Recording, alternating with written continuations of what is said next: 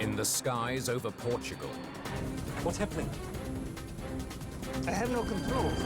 the pilots of a passenger jet are in the fight of their lives. Mayday, mayday, mayday. I had never seen such an abrupt drop in altitude in an airplane. This flight was the roller coaster ride from hell. The crew is forced to make an unthinkable decision. I think we have to ditch. That's very unlikely that they would have had a good outcome.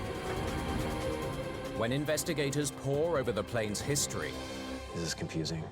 they discover critical evidence that the plane was impossible to control. That's one big mistake. What really surprised us was the fact that no one really noticed.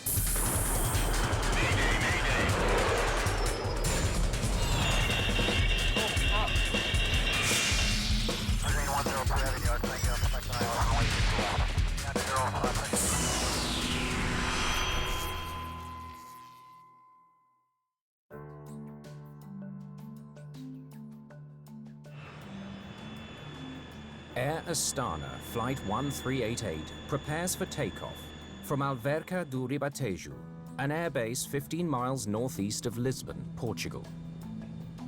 Before takeoff checklist. Roger.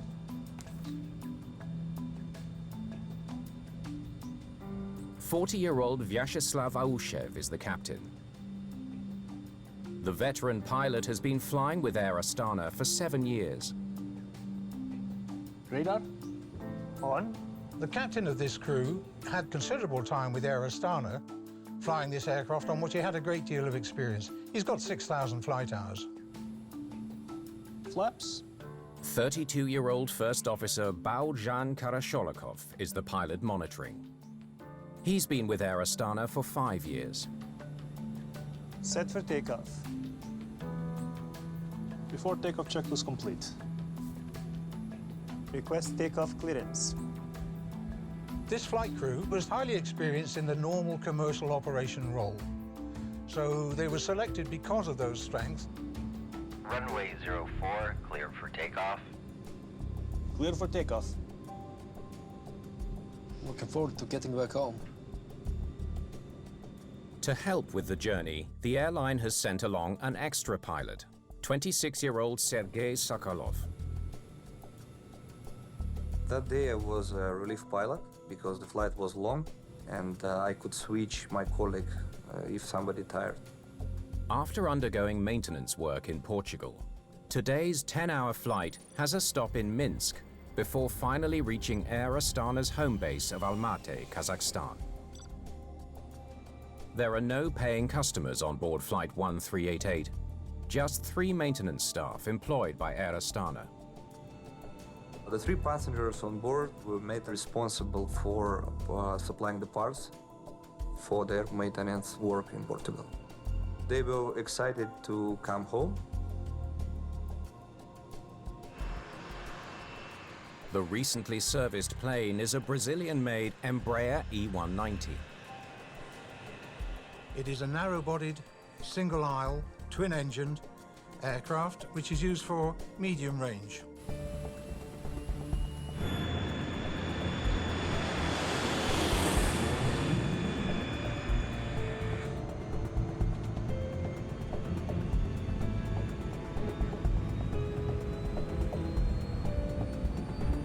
B1.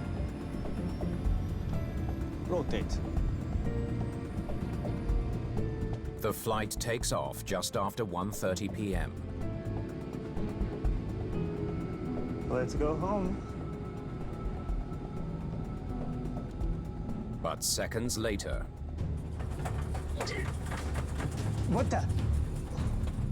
the plane hits some turbulence, causing it to bank unusually hard to the left. After takeoff, first indication was that the aircraft began to make a roll. So that is wrong movement of airplane.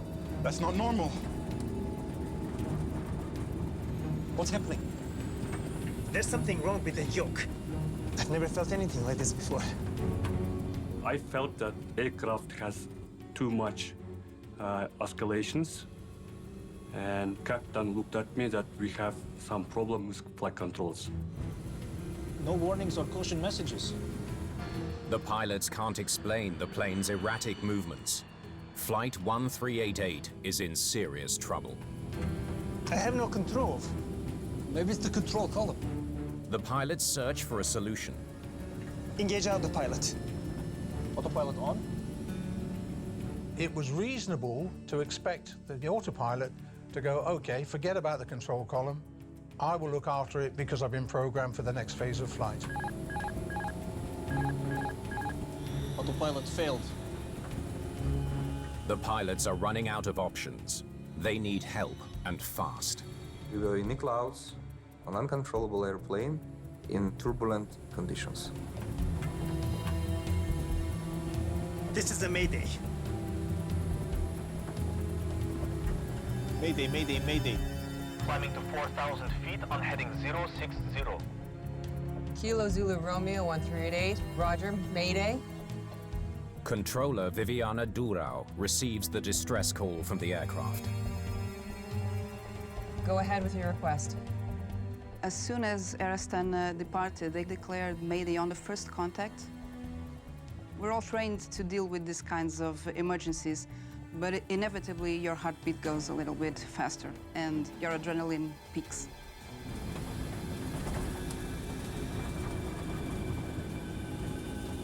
There's nothing in the quick reference handbook. We have to get back to the airport. Agreed. Astana 1388 requesting back to airport. Kilo Zulu Romeo 1388, you can turn left or right as you wish, heading 280. Roger. But heading back to the airport is an enormous challenge. Every time we bank, we lose altitude. We've got to get higher to turn back. To turn around safely, they need to climb or risk hitting terrain when they bank. If you roll excessively, the pitch doesn't actually change much in terms of altitude, and in fact, will allow the aircraft to drop. And that was alarming, to say the least. Let's try to control from your side. My controls.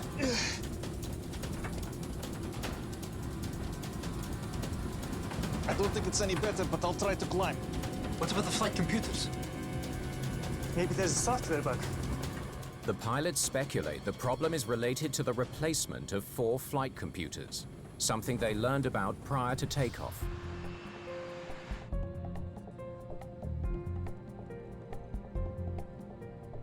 They knew that there'd been a new software load for the flight control system. So it's very, very easy and sensible to make the conclusion that this is possibly the result of a glitch in the uploaded software. Prepare to engage direct mode. By engaging direct mode, pilots can bypass the flight computers, giving them full control. My controls. Roger. Your controls. Ready to engage direct mode? Engage direct mode for the roll.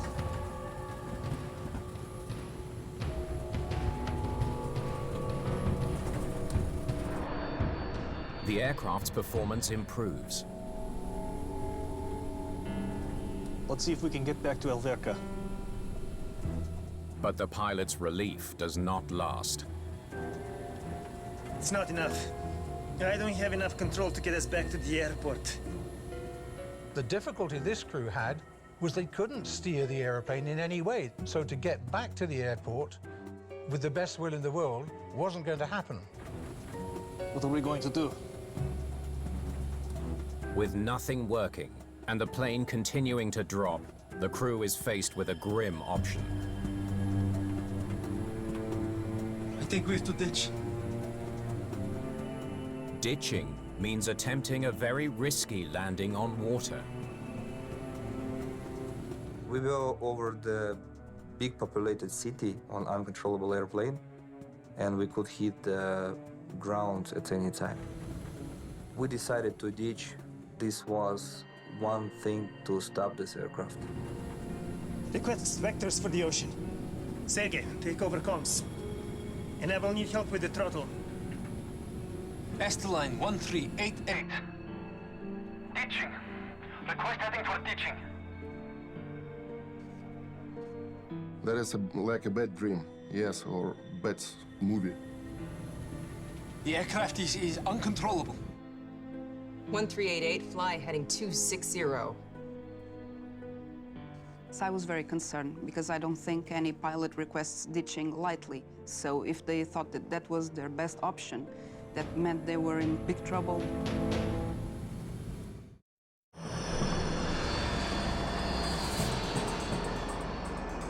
One 388, you can reach the sea on a heading of 210, approximately 36 miles.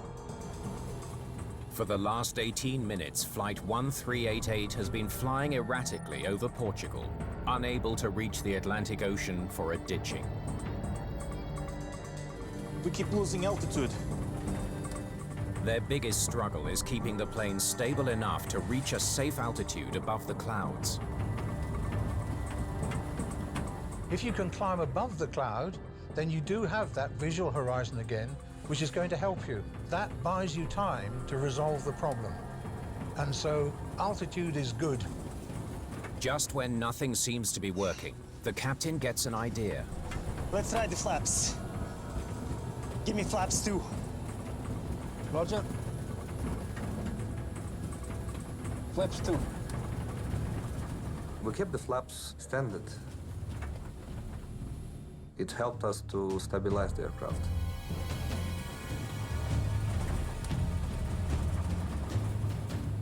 "30 minutes after takeoff, Flight 1388 finally rises above the clouds.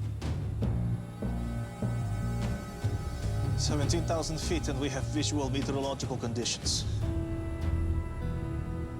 That was actually a good sign because if they could control the aircraft enough to climb over clouds, they weren't going to crash anytime soon. This was very good news.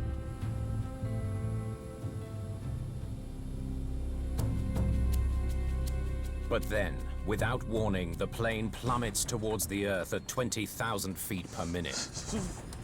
Then we suddenly plunged to the left and dived with quick descent. Physically, it was horrible.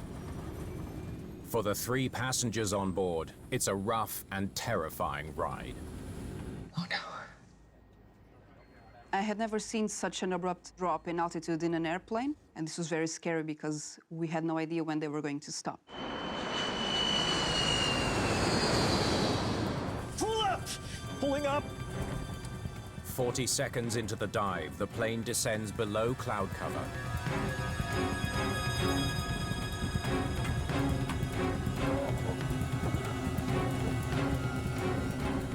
Keep it up. We've got this. Sergey, we need power. During that rapid descent, there would have been slightly less than 1G, 1 times the force of gravity. But at the point at which you pull the airplane out of the dive, that G level picks up. And in this case, almost to fighter pilot levels. The extreme maneuver stresses the airframe to its limit. We heard some cracking of the airplane, of the G-bolt. I saw the hill with the trees in front of us. It was close. The plane holds together. 8,000 feet and climbing.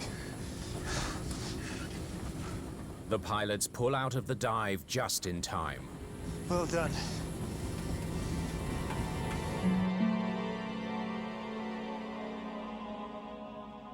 Yeah.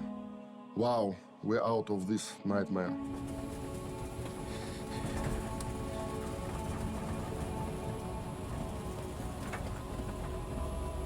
Okay, let's try to get back on course towards the ocean. Astana 1388. Can you confirm our position in relation to the sea, please? If you fly southbound, you need to go 36 miles. But the battered aircraft still isn't responding predictably to the crew's inputs. It's no good. I can't get to 220. See if I can stay on this heading. 1388. We are flying through a storm. Can we get to the sea on our current heading? The weather was very bad, very windy, raining. The cloud ceiling was very low. If you can fly westbound, you will reach the sea. We're clear.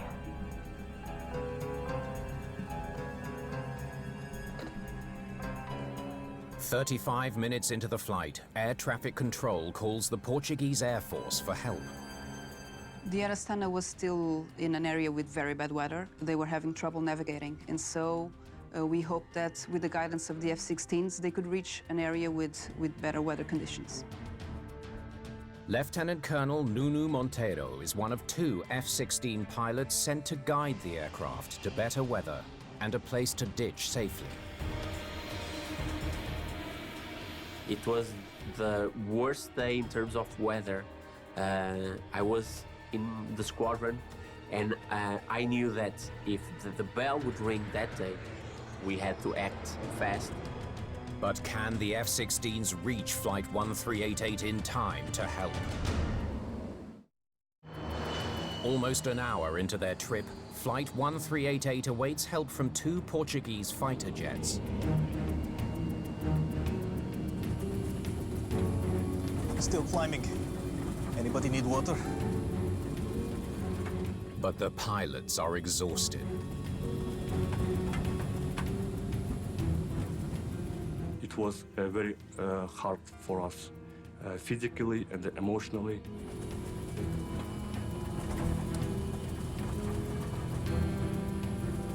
Could one of you bring us some water up here, please?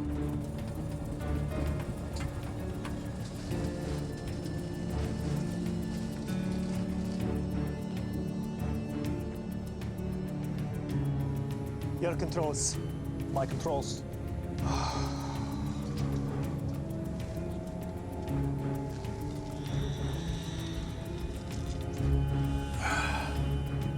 What do you know about the maintenance that was done on this aircraft? They did a lot of work. Replaced some parts, too. Anything flight control related? We ordered new aileron cables. New aileron cables? When we learned that aileron cables were changed, we realized the possible cause of the problem. Ailerons are flight control surfaces on the rear edge of each wing. They hinge up and down to help control an aircraft's roll.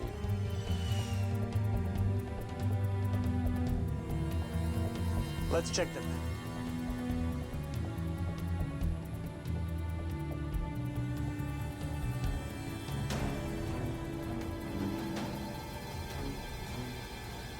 I've got visuals on the right wing. Inputting ailerons right.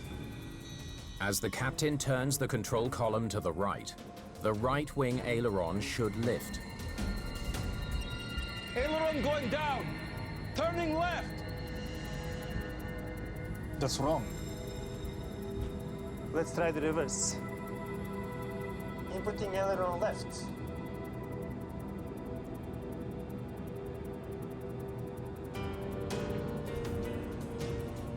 We put inputs and we realized that this aileron is responding opposite. The ailerons are reversed. With opposite inputs, we might be able to control the aircraft. Now we know what's happening. Let's start to work with this. Okay, let's fly this aircraft oppositely. If you want to turn left, turn to the right. It's a bit better, but still hard to fly. This is going to take some getting used to. Against his instincts and muscle memory, the captain tries to keep the plane's wings level and climb to better weather. You have to learn a completely different process against the ingrained teaching you've already had, and that's very difficult. 61 minutes into the flight, help finally arrives. Asta line 1388. You have 2 F-16s reaching your position. Copy that. Zulu Romeo, this is Portuguese Air Defense, bullet 21. How can we assist? Altitude, heading, speed were far from being stable. And I had a lot of doubts at this moment. What can we do to help Air Astana Flight? We have a flight control problem and no visibility. Maintaining flight level 140 westbound, and we'll make ditching on sea. I thought, come again? I have never heard this call in my life as a pilot, and I've been an aviator for the past 25 years. I feared for them. But given the weather, would they even survive a ditching in the ocean? If the sea is very rough and you're trying to land across 3 meters or so of swell, that's very unlikely that they would have had a good outcome. Lieutenant Colonel Montero proposes a different plan. If you have 70 miles of fuel, you could try Beja. The closest airport with good weather is Beja, a military airport 70 miles to the south. If we follow the F-16s, do you think we could land this thing? We have enough fuel. Let's try. Now we could stably climb above the clouds. F-16 means we are not alone in the sky, and F-16 can lead us to airport with a better weather.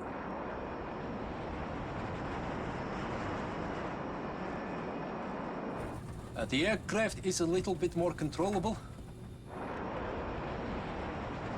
Confirmed. We'll help you in. Can you confirm heading for Beja Airport? Beja is a suitable aerodrome heading 195.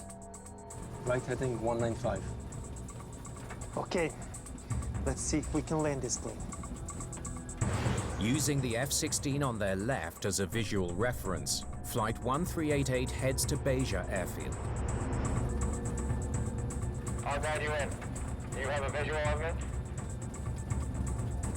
Affirmative. Thank you for helping, sir. We disregarded the ditching because now we at least know how to fly this aircraft. Now we need to land it. Now we have chance to survive. When you're flying oppositely, it's really hard to keep it straight and level 100% of the time. We understood that landing will not be easy. We are now 6 miles from runway. After 15 minutes of flying towards Beja Airfield, the crew begins to configure the plane for a challenging landing. Flaps full.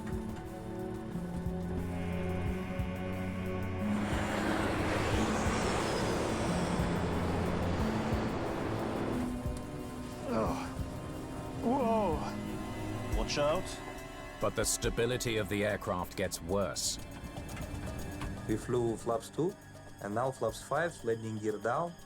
So these conditions is new for this airplane. So it means you have to learn to fly it again. With the ailerons reversed, Flight 1388 is almost impossible to control. Both F-16s position themselves behind the plane, giving the crew plenty of space without distraction.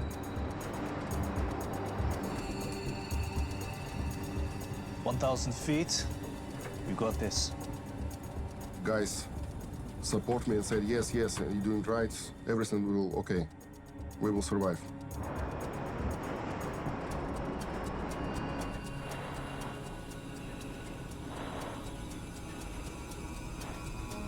Less than 1,000 feet from the runway, the pilots struggle to keep the plane level.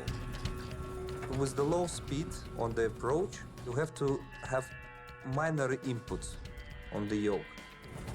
And it's really difficult. The aircraft begins to veer away from the runway. Go around! Going around! It's too dangerous to put the plane down. They abort the landing.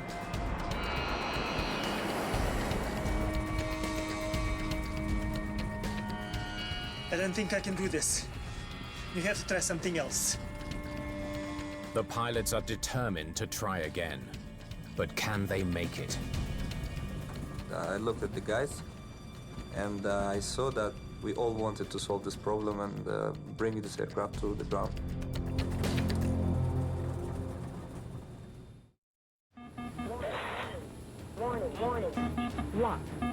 After nearly 2 hours in the air and 2 unsuccessful landing attempts, Flight 1388 flies towards the runway again. Turning left, heading 189. Going to take us back in. Roger. With the captain and the first officer exhausted, the relief pilot takes the controls for the 3rd landing attempt. That's like in football. When you need a win goal, you change the player. It's going to try and get away from you. Be ready for anything. I was less tired, but I realized that it's really difficult to control airplane.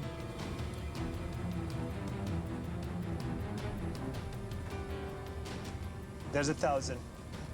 Watch for the right roll as we get down. 1,000. We're drifting too far to the left. I'm trying to get back to center.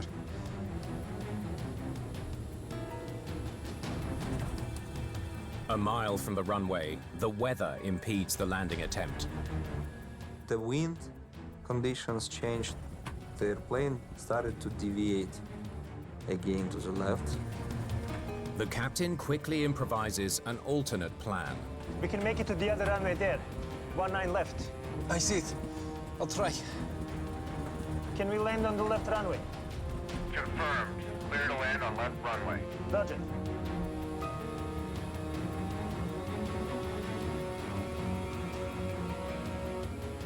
Here we go.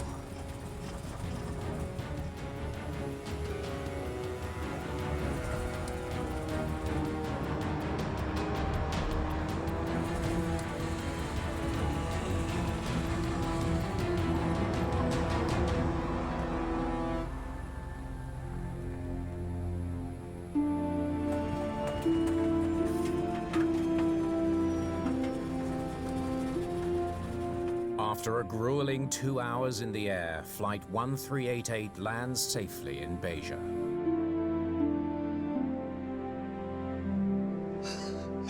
We did it.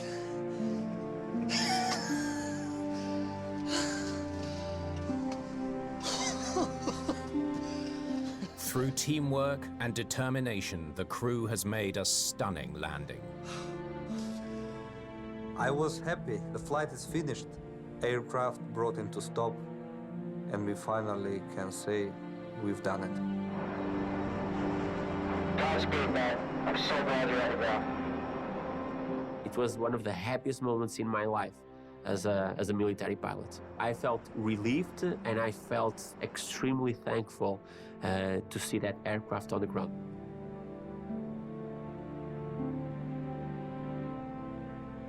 The only injury is a sprained ankle to one of the maintenance staff. I felt relief. I was very happy that we made it and we landed the aircraft in one piece.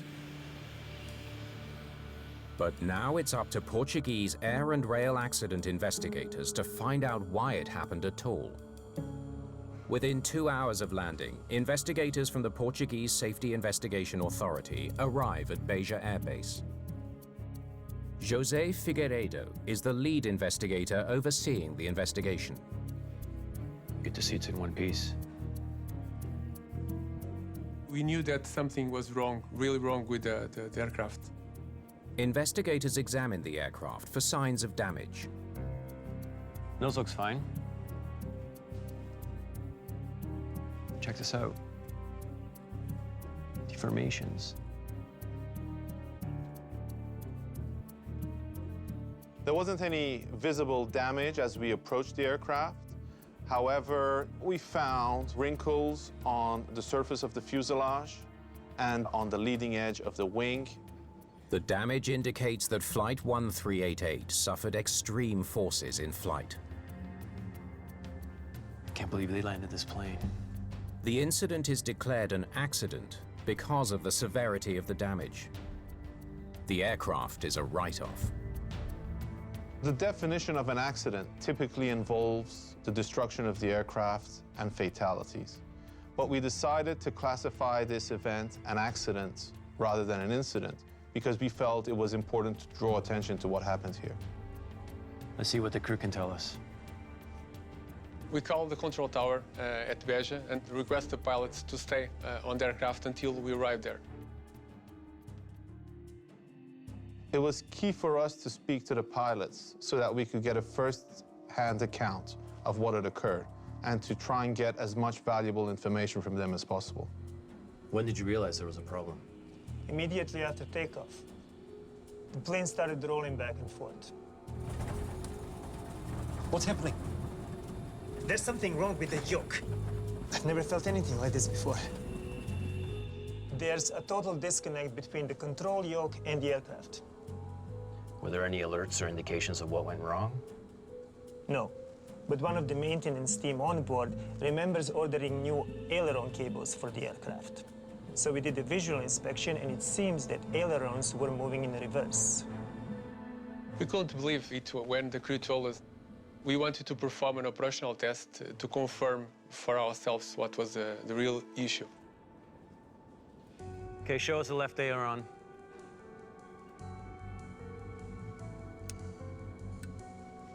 Copy. Investigators test the ailerons to verify that they were moving in opposite directions. Yoke to the left. Two control surfaces work in tandem to turn the plane. Both the aileron and the spoiler must move upwards on the wing to turn the plane to the left.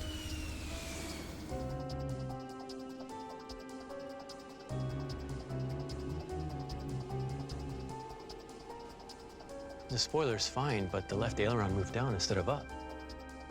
It's reversed. It's as if the steering wheel of your car was giving inverted commands, or the handlebar of your bicycle was inverted as well. It would have been next to impossible to control. The next big question the investigation was facing was, how did this happen?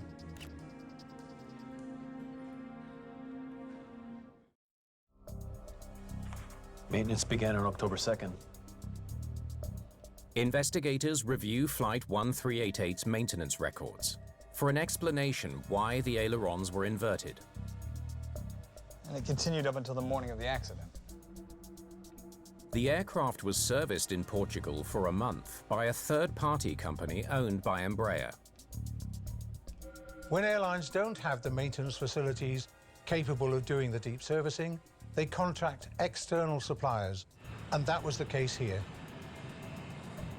It was necessary to find out what had happened during the month or so that the aircraft was in maintenance.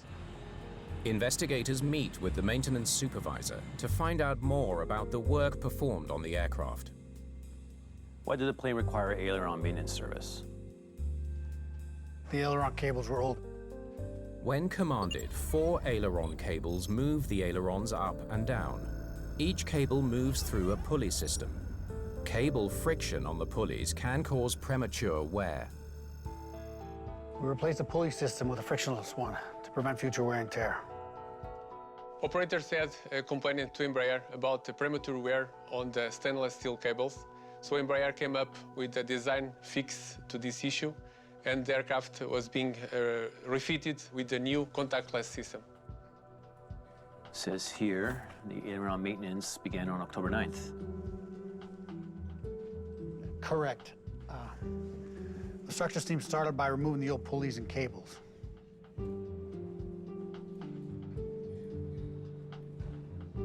The new installation uses mostly square metal frames instead of pulleys to guide the cables through the wing. This minimizes any wear caused by friction.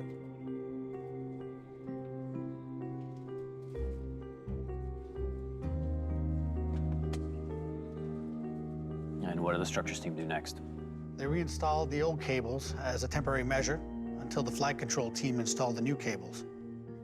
The structures team reinstalled the old cables once they had finished replacing the hardware, because that is what the procedures required them to do.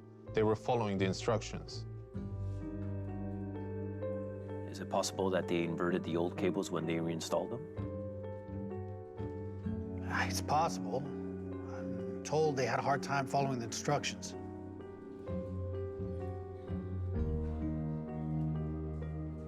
Where do they struggle with the instructions? right here. They identify a key section where the structures team had difficulty understanding the instructions.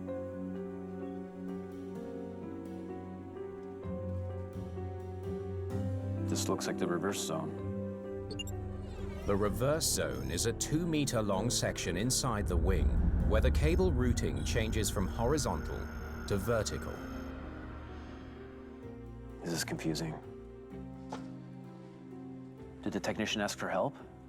I'm told he asked another engineer on the team.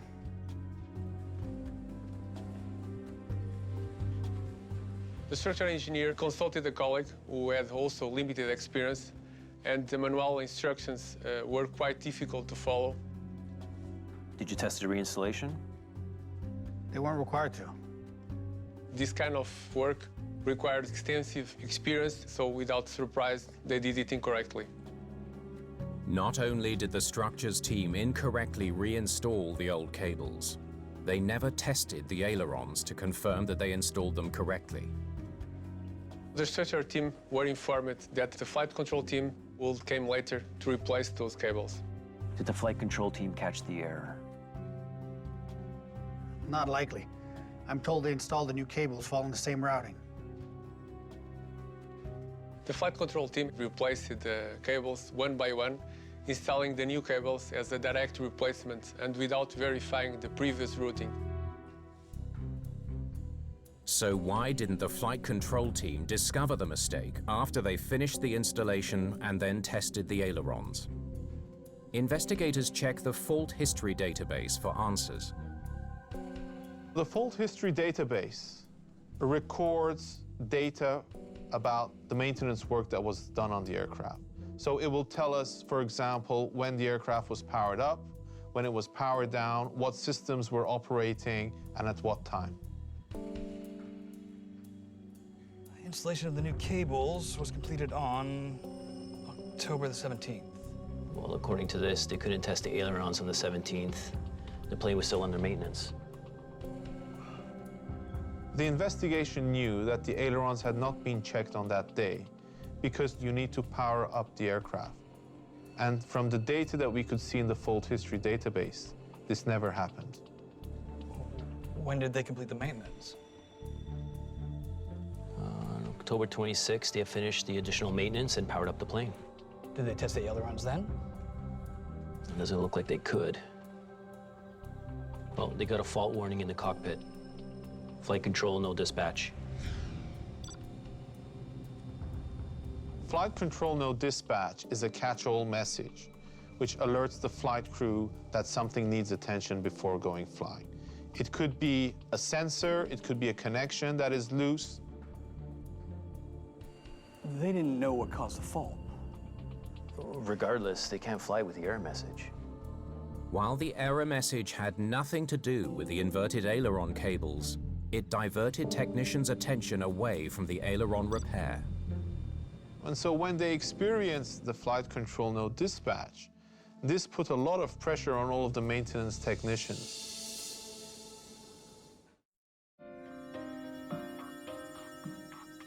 What did you do when your crew got the flight control no dispatch message? Investigators delve into how the maintenance team of Flight 1388 dealt with a no-fly error message after completing maintenance work on the plane. I dispatched a team to investigate. Were they able to determine the issue and clear the problem? No. The maintenance team started by referring to the manuals. They also asked support from the manufacturer. However, all of these efforts had a limited result. How did they resolve the error message? They replaced the flight control computers. With no success resolving the error message, the maintenance team considers the possibility that the issue involves the flight control computers. These were new computers. So these being new computers, they had clean memories. When they powered up the plane, the error message was gone. When those 4 flight control modules were replaced, the message disappeared and the plane was cleared to fly. Did you test the ailerons after that? Sure did. We checked all the flight controls. And what about a visual check? Absolutely. They were moving up and down, no problem.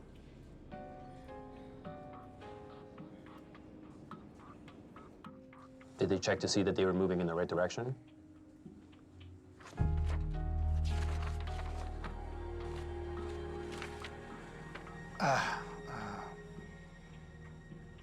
I'm sorry, I'm not sure if they did or not. The operational checks were performed. However, no one really noticed that despite the movement of the ailerons, that in fact they were moving in the opposite direction to what is being commanded.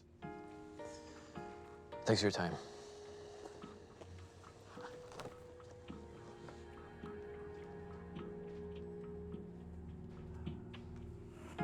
That's one big mistake that nobody caught. Investigators finally understand what happened to Air Astana Flight 1388. The groundwork for the terrifying flight was laid a month earlier when a maintenance team inverted the aileron cables because the instructions were confusing. When they prepare to test the aileron cables, they get distracted by a mysterious error message. Maintenance technicians clear the error message by replacing flight computers. But when they check that the ailerons are working, they never look to see what direction they're moving. What's happening? There's something wrong with the yoke. I've never felt anything like this before. This chain of events sets Flight 1388 on a harrowing 116-minute flight. There's 1,000. Watch for the right roll as we get down. 1,000? Remarkably, they are able to overcome their difficulties through focus and good teamwork. I'll guide you in. Do you have a visual of me? The aid of an experienced fighter pilot finally helps them to land the plane.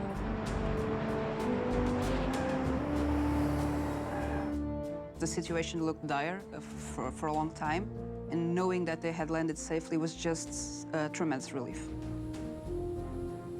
The really impressive thing is that this crew, who are not experienced flight test pilots who'd come across completely non-standard situations before, had just how quickly they settled down to work it through logically.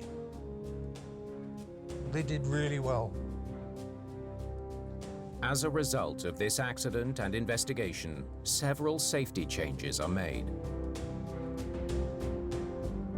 There were a lot of changes at Embraer in terms of revising their manuals and making the instructions much clearer when it comes to replacing the aileron control cables.